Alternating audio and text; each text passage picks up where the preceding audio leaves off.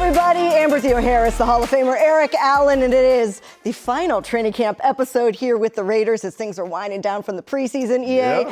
Now we are getting ready on to New England, so to speak, getting ready for the Patriots. It's close. So close. It feels so good. It's like Christmas Eve. Right. You're ready to open your new presents. But the big news leading up to this week was who was going to make the roster. And now we are down to just 53 men. There's this one big cut. You were never a bubble guy, so you don't know. But you don't know you that feel for feeling. those guys. Yeah. I mean, you're on the edge of your seat because you have rookies and younger guys who you tried to help out in the process, and all of a sudden, man, it's like finger cutting time. Yeah, and now you know who your teammates are going to be, and there's definitely some men that earned their spots on this roster. First, just some reactions. Were there anything that stood out to you from this final roster? Well, again, when you start to talk about, sides of the ball and how you kind of construct this roster, first of all, the competitiveness in practice. I think that really carried over, particularly the 49er game. And guys who played well in that 49er scrimmage are the guys who were able to kind of, show the coaching staff that they were on point. They were really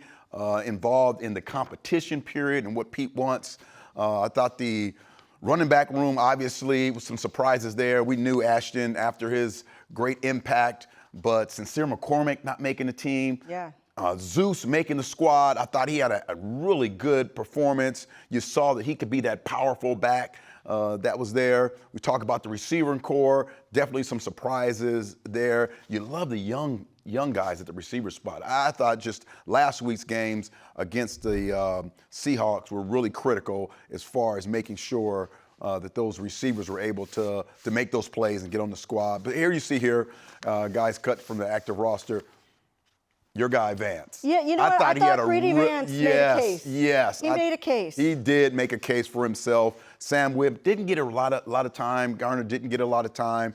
But I thought for sure that Vance would make the squad. He had a very productive training camp, did great job in practice. I think they had some competition as far as interceptions is concerned. Sure. He was all on it. He was all on it. Fight on Trojans. There you go. He's a guy though that is on the practice squad now that I don't think we've seen the last of, because we have seen the cornerbacks.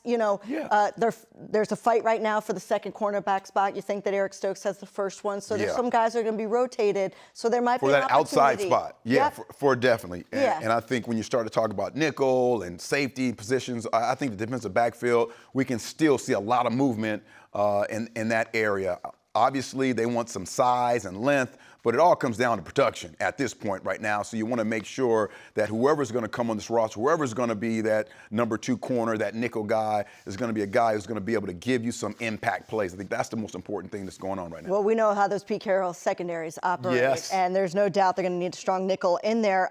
Some other notable names that didn't make it: Cam Miller, draft pick, Tommy Millott as well. So anytime you're walking away from some draft picks, I mean, you have an opportunity. Once they clear waivers, they can be on the practice squad as well. But it was very clear once Kenny Pickett came here, Aiden O'Connell injured, that, Cam looked like he needed a little development. But again, probably not a guy you've seen the last of.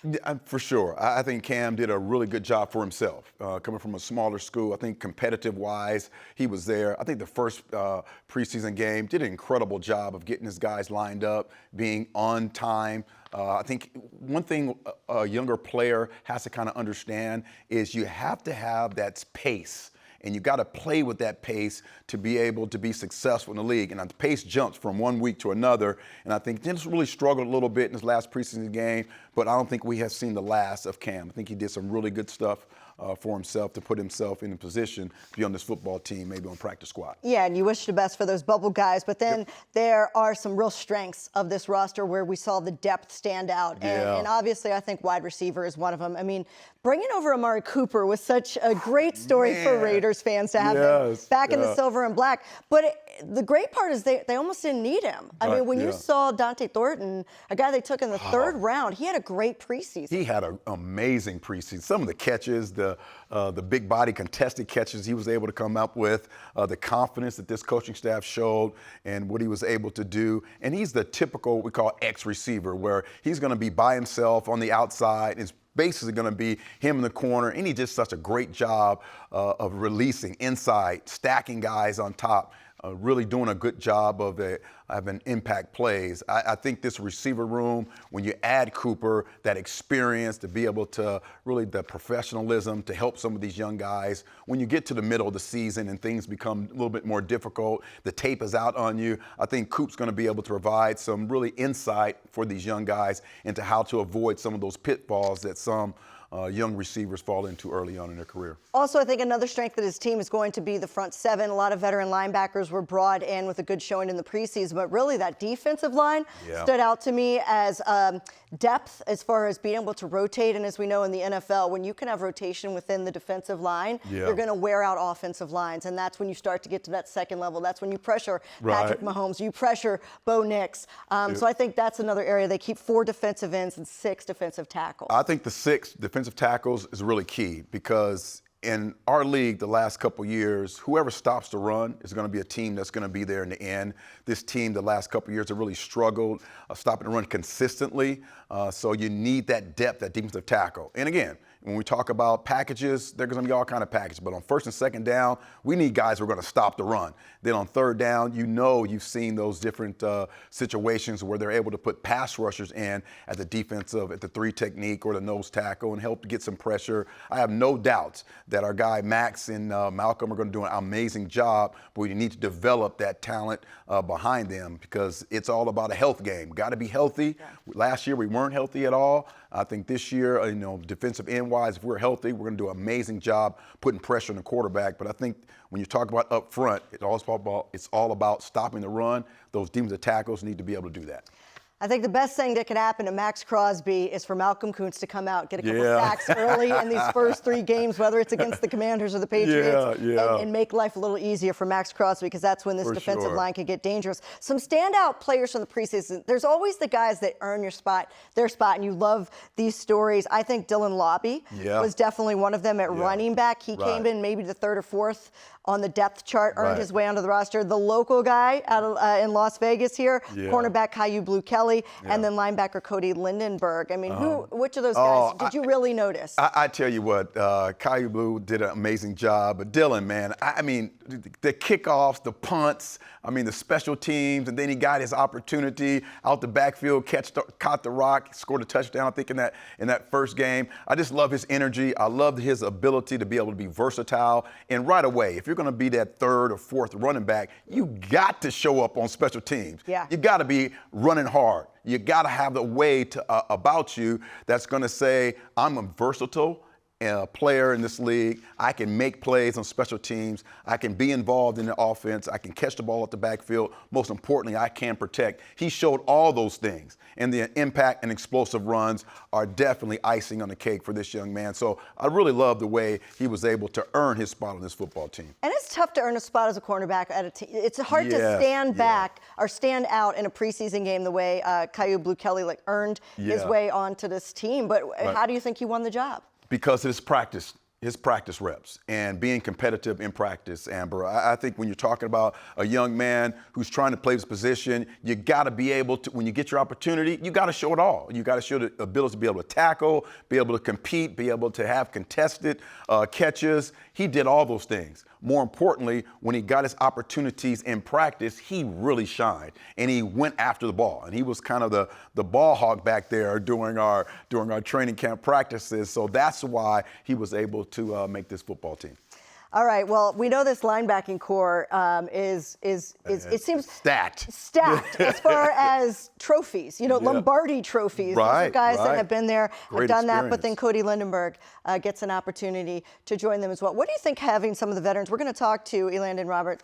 Roberts coming up a little bit later in the show. But how do you think having those guys kind of elevated somebody like Cody? I tell you, we had a great conversation in the green room, and linebacker the last 5 or 6 years really changed. We have a lot of guys who are more cover type of guys than the traditional linebackers that we're accustomed to. And we've seen the offenses now kind of adapt to that. And the offenses like the Detroit Lions, like the San Diego Chargers, the Denver Broncos, the Detroit Lions, all those football teams are run-oriented because the linebackers now are a little bit smaller. They're more of a strong safety type prototype now.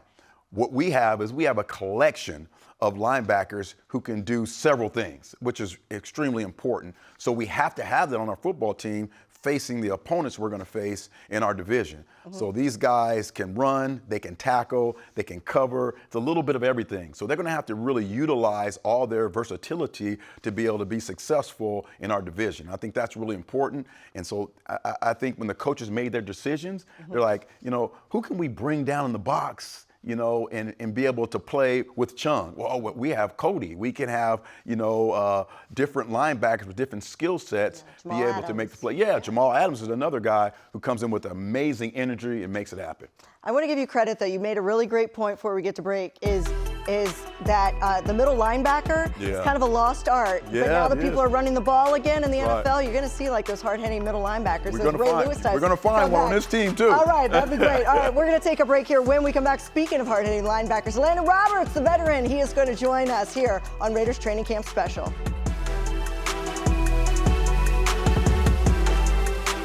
Every year, millions fly with us at Allegiant because together, we go places.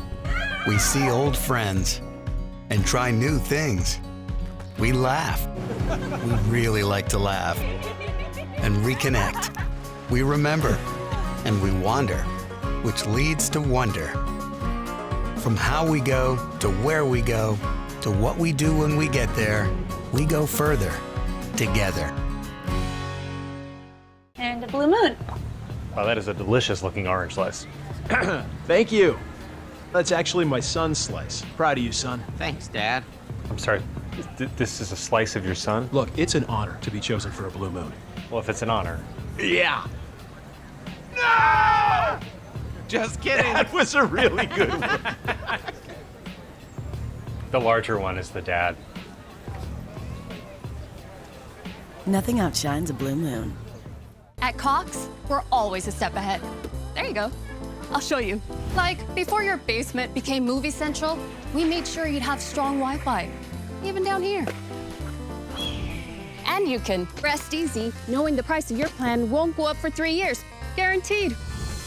See? He's looking out for you, and so are we, with advanced security that blocks threats on your network. Good boy. Whatever the future brings, Cox will keep you a step ahead. Oh.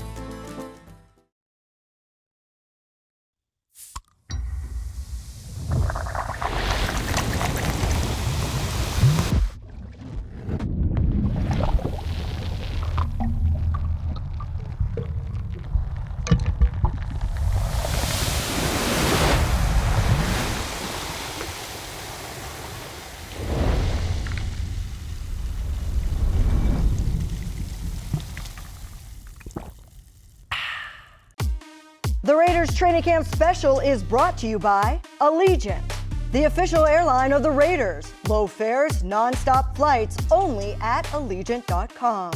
And by SiriusXM. Get closer to what moves you with SiriusXM. Hear 24/7 NFL news and talk on SiriusXM NFL Radio Channel 88.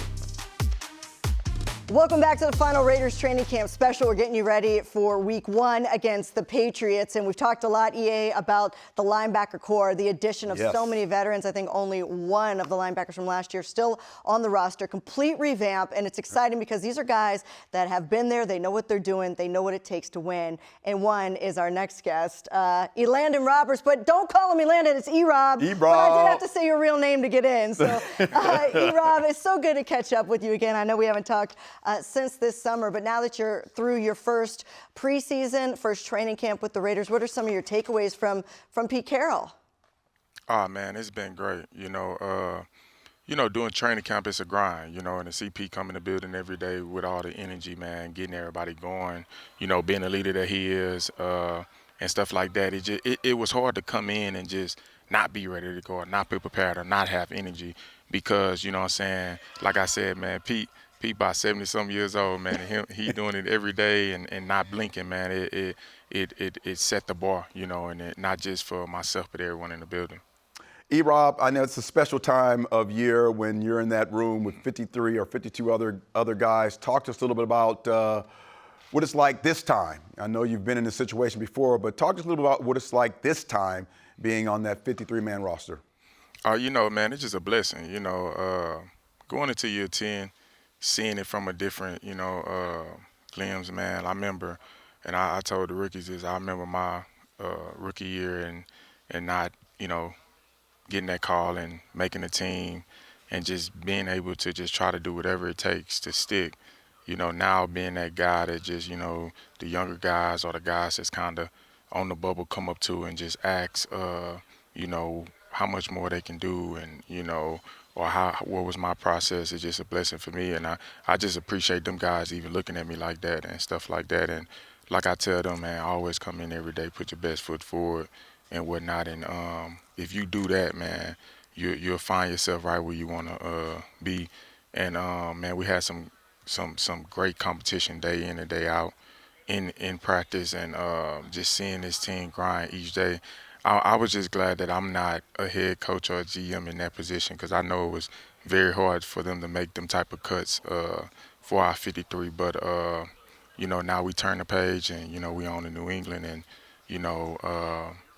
the team, man, we're in a great spot, and this 53 for the Las Vegas Raiders, man, we'll be ready to go.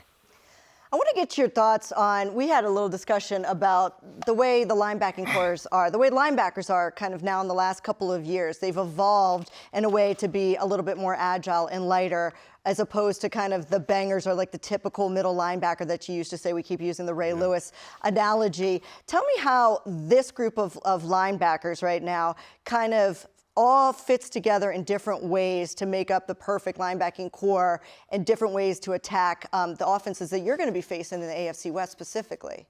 Yeah, I think every linebacker got their own tool belt. We come together. This room is, we communicate at a very high level. It's a lot of personality. It's a lot of different things that you can do with the group, especially with adding Jamal, and then Pratt, him being so sizable and long, man, he can do some things for us on the edge as well. And then, you got me and Dev inside and whatnot. And then Dev is a very versatile guy. And none of us is just huge statue type guys and stuff like that. And, it's a lot of speed around the group. So, it's going to be some things that I think that our inside linebacker group bring to the table from a versatility standpoint and whatnot. But the main thing, man, we all been in a situation to where we know how to get ready week to week, how to get others ready. We all has been captains, so that's good from a standpoint of how to be able to lead a group, be a leader and whatnot. So it's gonna be exciting for this room. And also, man, everybody been in that role of communication, because communication can't lax. From now to the end of the season, we gotta be on top of communication, and I think that's what our room does very, very well. I tell you, the communication, you could see it. I'm on the practice field, and I see that communication with you and the coaches, you and the other personnel. Talk to us a little bit about how that works. You you have to connect the front to the back and to the side. Talk to us a little bit about like a 90s how that. dance. Oh yeah. Talk to us a little bit about how the communication works at middle linebacker. Oh well, like I said, it's a lot of pieces to it. You know what I'm saying? And I think one good thing is that we got so many veteran guys around, the Mike linebacker, which is myself, that at sometimes it's not all just on me to get things right. Them vets is on top of it. They're communicating as well. They're taking on responsibility that's not theirs for the benefit of the defense. And I think that's what's really, really great about this veteran group. And also, it's like a marriage, man. It's like a marriage, but you're married to 10 others, and you have to understand each piece and whatnot. And I think that's what this room, our inside linebacker room, is gelling to be, because I can't go at Dev the way I go at Maul, the way I go at Pratt, and vice versa. That they all come at me in different ways and stuff like that. And like I said, it's a marriage, and we're gonna have our ups and downs in it. But one thing about this inside linebacker room, man, we push each other day in and day out to be at that level we want to be at, because at the end of the day, we always know, like, hey, if you ain't doing it, then I'm gonna go in and do it. Yeah. It's definitely competition in that room. Competition. So, we pushing each other, but from not from a ego standpoint, but from a standpoint of just being able to put the best product out there for the Las Vegas Raiders. We always talk about winning mentality, and it's kind of hard to build a winning culture. Nobody knows what is the mechanism that actually starts to build a winning culture. But one thing you can start to do is bring winners in, and that's what the Raiders did this year with Pete Carroll, with John Spytek, guys that have won Lombardis. Yourself. If you could kind of pinpoint some of the ways to start to build a winning culture and that you've seen in this training camp, can you tell me what those are? I think just understanding, learning your teammates, understanding the person around you, understanding what's the mindset going into day in and day out. A lot of people like to put too much on it, and I think sometimes it's by controlling the days in front of you. And man, we do a great job at that. Pete, man, he pound situational football in us, because I'm trying to tell you, man, when you're in these games, you're in the thick of it. It's all about situational ball and not beating ourselves and stuff like that. And that's real big, into going into the 2000 and what year this is, 25. 25. I lost track too, don't you worry. 25 football season, because, man, a lot of football, man, you got to, no team is a bad team. I'm trying to tell you, you get to sleeping on somebody, they'll beat you real quick, and it's always coming down to situational football. And I think Pete has done a great job just instilling that in us, and not being too big on the moment, just taking advantage of that day. And I think we've been doing a great job in that standpoint. They're hooping in back of you. How's your hoop game? I mean, are you getting knocked out of the knockout game or what? Man, I got knocked out today. That's never fun. It was cool though, man. I tell them the only reason they get me because, man, look, I come out of practice sometime, my wrists and stuff a little stiff. Oh, okay, yeah. The flick of the wrist wasn't there. Put my hands on them, I ain't put my hands on them and stuff like that. Trying to take souls out there, and then they get me in the room. They want me to shoot basketball. So, I'll hook you up, man. I got a nice shot. You feel me? I got a nice shot too. We should get a little game going. That's right. A little game going. I'll show you that Baltimore crossover. Oh, okay, okay. It's so good to catch up with you, E-Rob, and I know this team is so excited to have you in the silver and black as a leader, as somebody that's going to make impactful plays, and we can't wait to see what you do against the Patriots coming up next Sunday. Most definitely. I can't wait to look at them two banners. All right, still to come here on the Raiders training camp special. More on the defense, just how good can Max Crosby and Patrick Graham's unit be? That's next.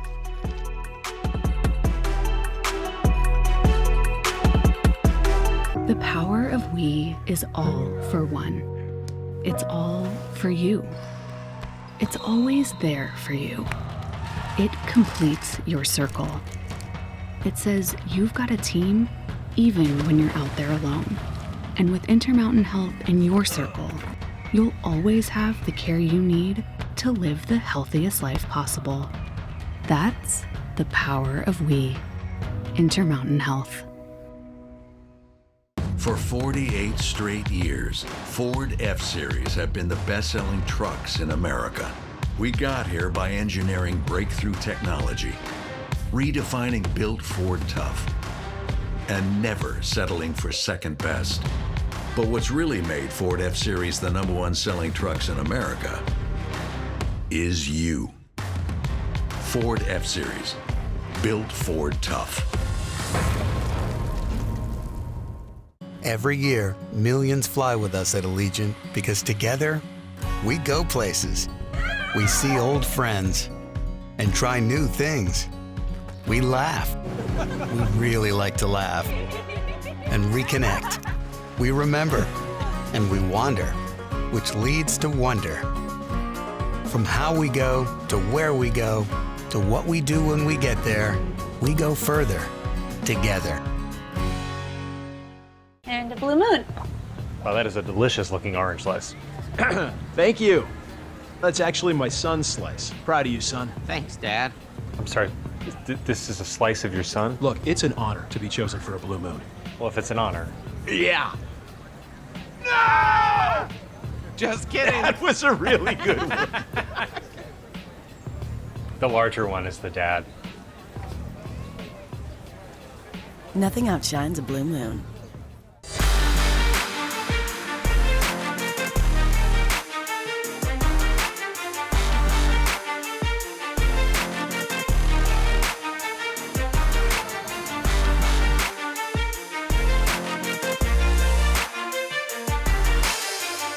Welcome back to Raiders Training Camp Special as we continue to break down the defense with the Hall of Famer Eric Allen. It's something you know a little bit about. A little bit. Yeah, you've had some experience in that area. I want to go back to, we did say earlier in the show, we talked about the defensive line. We think that's an area of strength. But we didn't really get into the exact depth. And I think if you watch the Arizona Cardinals game, you really saw the depth of that line, which makes you excited, not because you anticipate injuries, but because any defensive coordinator, when you can rotate your front 7 guys, you're going to wear out offenses. Take a look at some of the depth that we have at that position right now. Yeah, I think it's important. Yeah. It's so important to have that kind of depth, the guys who can play a little bit. Before we get to the depth guys, Adam Butler, once again, proving that, you know what, it doesn't always require you to have this humongous kind of character and everything. Just be productive. You know, just be productive. Adam Butler's definitely productive. Love him there in the defensive tackle spot. But yes, let's get down to Booker and Hemingway. I think for preseason games, they did a really good job, especially after the first game. So the emphasis was on stopping the run game 2 and game 3 of the preseason.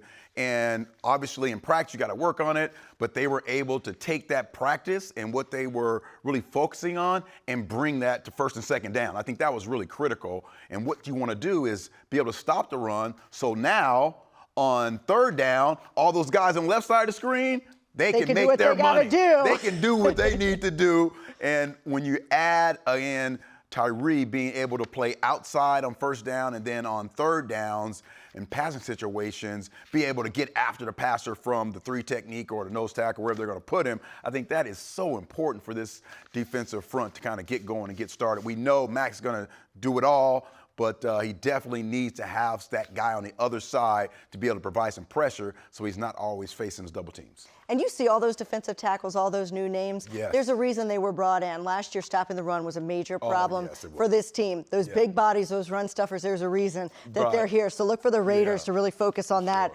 early, especially against the Patriots. Let's go to your position, the cornerbacks. All right. It looked like there was a ton of depth, right, early on in camp. Yeah. Then you have Eric Stokes, who is a veteran that is emerge as the guy. Got to emerge, right? Yeah. But somebody else needs to emerge now as number 2. Right. Where do you see that competition? Who do you think might be there week 1? First of all, we all know, like, size-wise, you know, that's important for this football team, especially if you're playing outside. We're not talking nickel right now. We're talking, like, outside, that number 2 corner. And obviously, DCAM is someone who was here last year and has a little bit of experience. Porter he fits the mold. I think, but he's still a project, right? Yep. We have to make sure that he's able to get in and out of his breaks because he's a high-waisted guy, we call it. He has those long legs, which are great, you know, as far as running is concerned. But he needs to be able to figure out how to get in and out of those breaks, facing those tremendous receivers. And then what we need Darnay Holmes and Kelly to really solidify that nickel spot when we're talking about pass coverage. So those are things that we're looking for at corner, but we need to see Porter really take that next step in a hurry. And I know the coaching staff is really helping him become a guy who's going to be able to sit down, watch film, and really self-analyze himself, and then go out to practice and prove that he can do those things. So first you got to see it on film, and then you got to fix it, and then the most important thing is you got to show the team and the coaches that you have fixed it. So those are the things that we're looking for Porter. I still have a lot of confidence in him, but right now, those corners outside, they are going to need some work before, you know, we get 10 days when we go to New England. Yeah, and look, they've got some really great coaches they brought in Joe Woods that's helping out with the secondary, and a guy that played along with you at the same era as you, was an all-pro cornerback in the day. So the right people. But let me ask you this, just as a corner, as a young corner, what is the toughest part about, what is the hardest lessons you learned early in your rookie season? Wow. I mean, just kind of understanding what your strengths and weaknesses are and knowing that your opponent are looking at those things. So if you're having difficulty, you know, on a 18-yard comeback, you're going to consistently see that until you can show that you can fix that thing. Yeah, you can stop it. So those things, third and like 6 to 8, and understanding like the route principles that are in those situations. It's all about situational football, and you have to understand what they're trying to attack you with in those situations. So that's about learning. It's about experience. It's about watching film on yourself, and then watching film on other corners in the league and how they're getting it done. So those are the things, and you only have 8-9 hours a day to be able to do that. So you got to get that in and be able to kind of slow the process down for you. It's always difficult for all rookies, but the ones who can do it fast are the ones that make the hugest gains. Let's talk about the safeties. Oh, yeah. Isaiah Polamau was a guy that made some huge plays last year, was really excited about where he's heading. And then hearing that Jeremy Chinn, when I heard that he came over to the Raiders because, I'm from the Washington area, watching the Commanders so closely in the NFC Championship game, Jeremy Chinn is a player. Yes, he is. And so I think this could be a strength, watching those two safeties. Without a doubt. And when you see these guys walk into the building, those are guys like first off the bus guys. They're big, they're strong, they're long, and they fit the profile. And not only that, they make the plays. The first preseason game, you saw Polamau come underneath and make that incredible interception. He had great coverage, came underneath. And then again, Chinn making great plays on the ball. And that's what we need from those guys. They're versatile. They can play on the line of scrimmage. They can play in the box. They can play, cover two, one high. I mean, they are really, really gifted and athletic and versatile. I love this group. It's the guys behind them who are going to have to really make their presence known. Chris Smith and Thomas Harper, they're going to have to find a way to get some playing time in there because those two guys are so good, right? So that's really the challenge for those two guys. And when we go to 3 safety looks, which one of those, two younger guys are going to be able to, have a presence about them and find a way to be able to be in the deep third or deep half or whatever. But I really love those safeties. Yeah, and Lonnie Johnson, remember, is injured. He's starting on injured reserve, but that was some depth that was there. And then Thomas Harper played very well at the end of last season. He sure did. So let's see if he can continue that into this season. And Chris Smith has played a lot of football college. He's been a tremendous player. Yeah, so this defense, last year, big things were expected. You remember at the end of the 2023 season, they knock off the Chiefs on Christmas Day, and the defense. Well, now it feels like a mulligan because of so many injuries last year. And then this year, having a healthy Malcolm Kuntz, I think, is where number one it starts with this defense.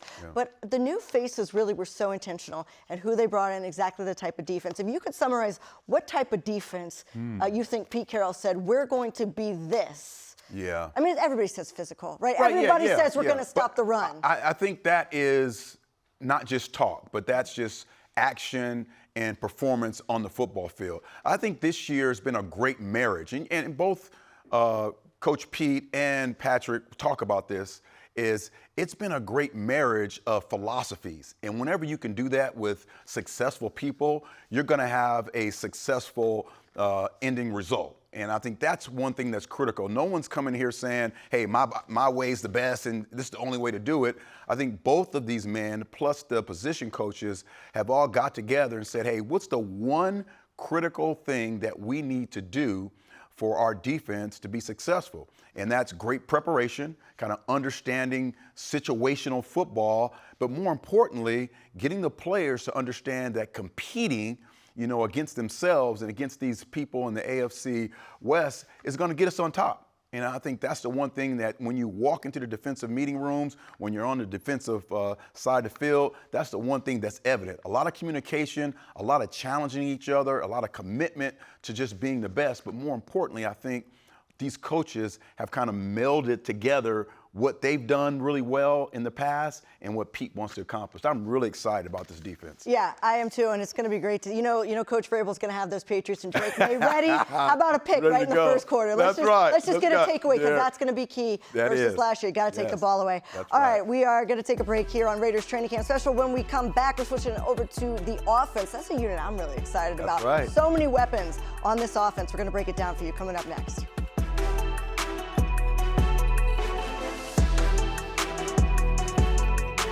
This segment has been brought to you by SiriusXM. Subscribe to SiriusXM and hear every Raiders game, plus 24/7 NFL news, talk, and expert analysis on SiriusXM NFL Radio. Start listening at SiriusXM.com/Raiders25. Every year, millions fly with us at Allegiant because together, we go places. We see old friends and try new things. We laugh. We really like to laugh. And reconnect. We remember. And we wander, which leads to wonder. From how we go to where we go to what we do when we get there, we go further together. At Cox, we're always a step ahead. There you go. I'll show you. Like, before your basement became Movie Central, we made sure you'd have strong Wi-Fi, even down here. And you can rest easy knowing the price of your plan won't go up for 3 years. Guaranteed.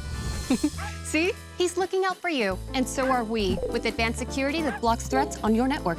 Good boy. Whatever the future brings, Cox will keep you a step ahead. Oh. The power of we is all for one. It's all for you.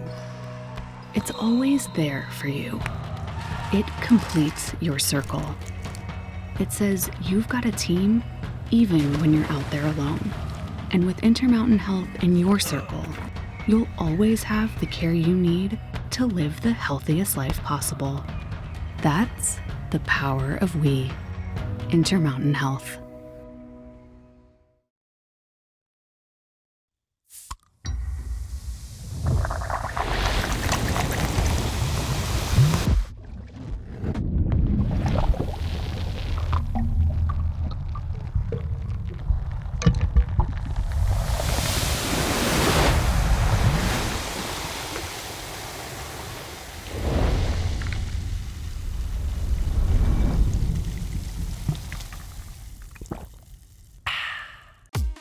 The Raiders training camp special has been brought to you by Allegiant, the official airline of the Raiders. Low fares, nonstop flights only at Allegiant.com.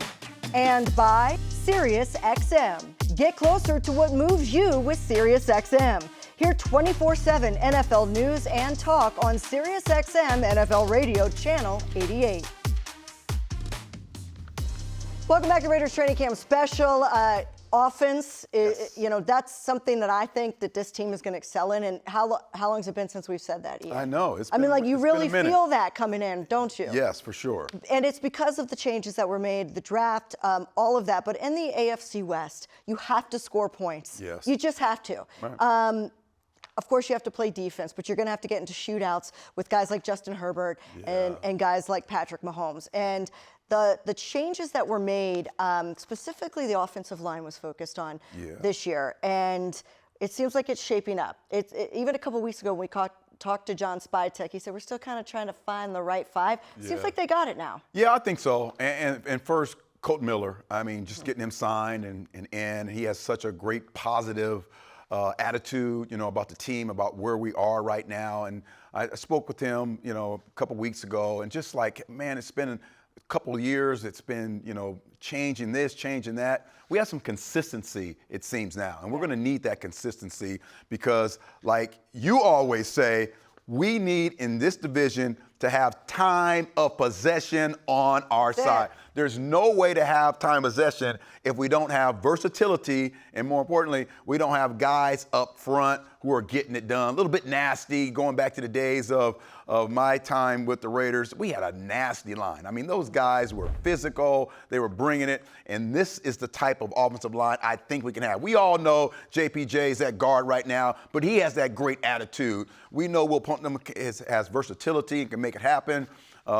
Parham can play center, he can play guard. The one thing you see coming out of here is all these guys outside of Colton and probably Kappa, they play all over the place. Yeah, it's good to have versatility. Yeah, it's good to have versatility, good to have guys who are competing, and what we need to have is 5 guys who are going to play, be healthy, right? And lead that running game. Yes. So we can run the football, and then what we want to do is be able to have play action off of that. We have a great tight end who's going to make it happen.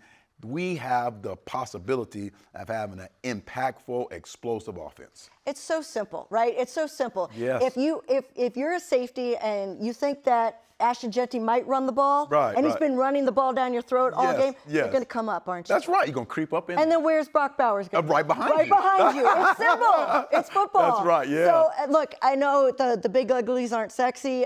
People don't like to talk about it, but if you want to They're so pinpoint, important. if you want to pinpoint one thing that this offense is going to predicate wins or losses, it will be the offensive line. Without a doubt. And you got to Without feel a doubt. pretty good. I like the DJ Glaze as well in his second year. Yes, We that's didn't right. really talk about him. Yep. Quarterbacks, though. You got to have a quarterback. Yeah. I always say there's two things you got to have, a quarterback and a coach. Look at Yes. every team that wins. Yeah. They have a really good quarterback and a really good coach, and the Raiders have that now. That's right. They got both in the offseason. Amber, the teams that had those great numbers, jumps, and wins were teams that had a new head coach, a new quarterback, and a new GM. And ownership. And ownership. So we have all that stuff. Yeah. But let's start with our guy, Geno, right here. Look, I mean, that's to a rookie. Back shoulder fade.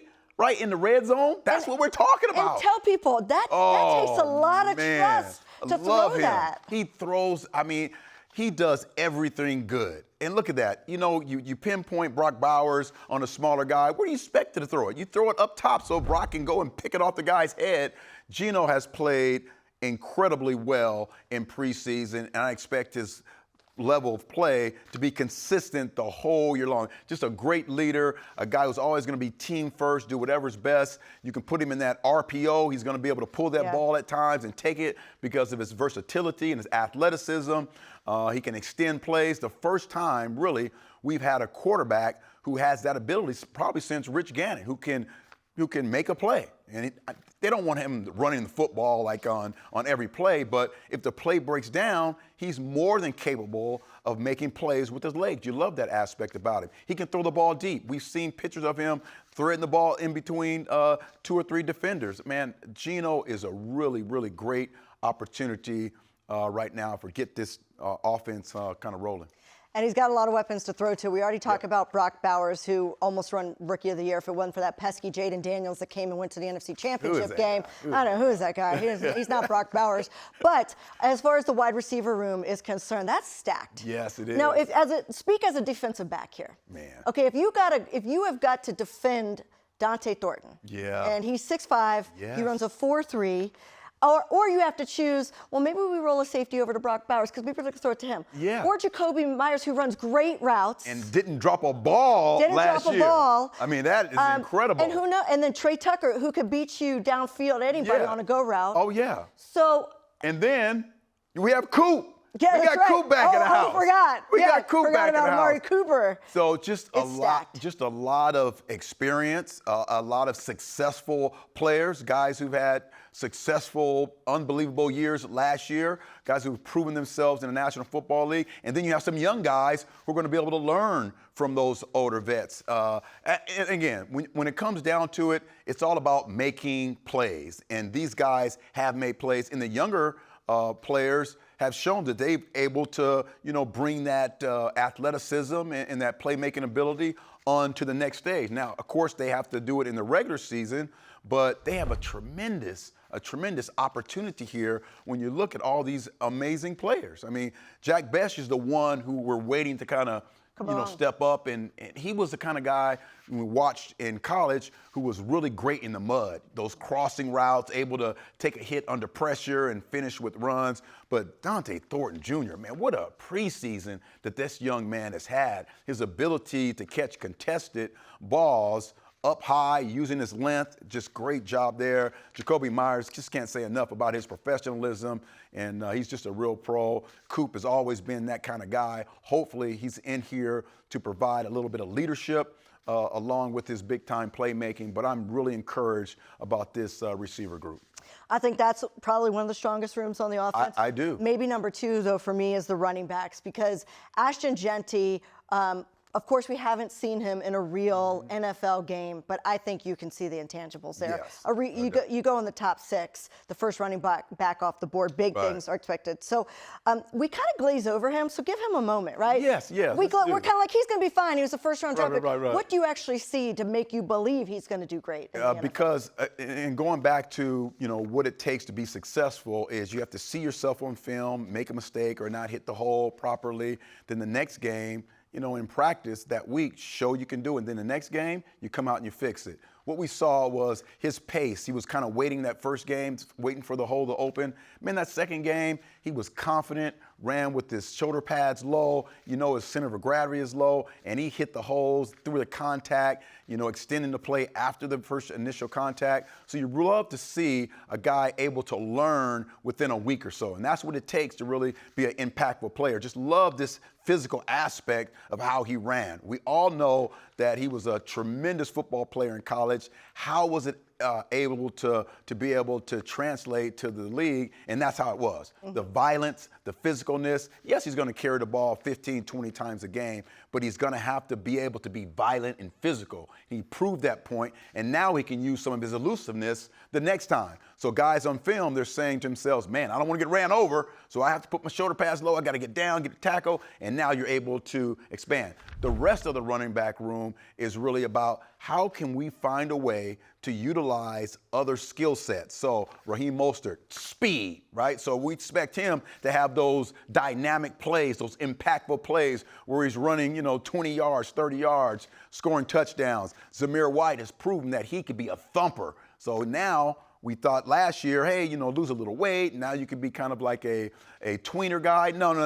Zamir's downhill. I'm going to hit you in the mouth. So he's more like the Ashton Genty type. I think Dylan has done a great service to himself, being able to be versatile. Definitely is going to be on special teams. We saw that. Catching the ball at the backfield, we saw that. So those are the things that you need to do if you're a third or fourth string running back. You need to provide other aspects in your game. And it's important that you be on special teams so that you can protect, catch out the backfield.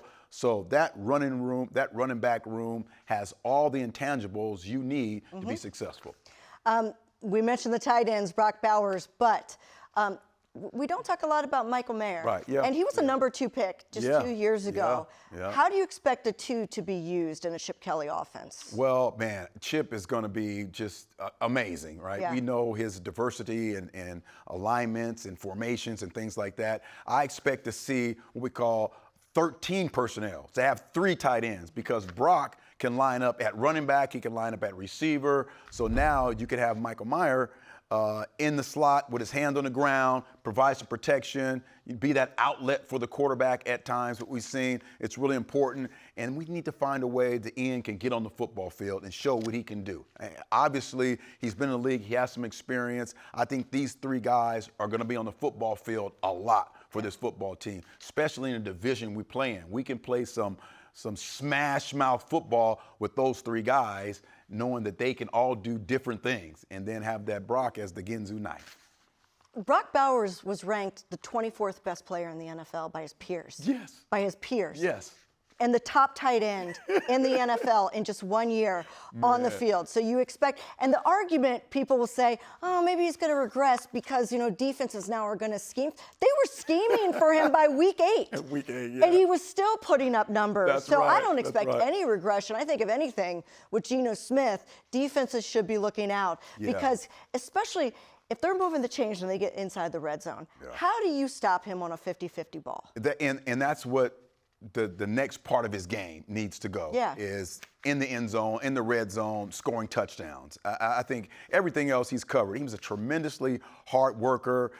He didn't rest in this offseason. He even pushed it even further. I mean, just so competitive in practice, kind of understands what it's like going through a whole season. I think he's going to even be better in those situations. It may not show up in the number of passes he catches, but the impact that he's going to have on this football team is going to definitely be evident. I think that's going to even help the running game going, because like going back to what you need to do as a defense to stop this offense is, first, he's going to be the guy who's circled. Everybody's going to come in and playing the Raiders and say, we have to stop Brock. So that's going to have opportunity for the running game, and then there's going to be that miss and match. So I think all these tight ends are going to be amazing this year, but Brock is truly one of the best players in our league right now, and I just can't wait to see him kind of get a hold and take care of things. Do you remember when people said, why are we taking a tight end at 13? So much. Why would you Worked out pretty well. He's all about football, too. It worked He's out all pretty about well. football. Yeah, they definitely knew something we didn't.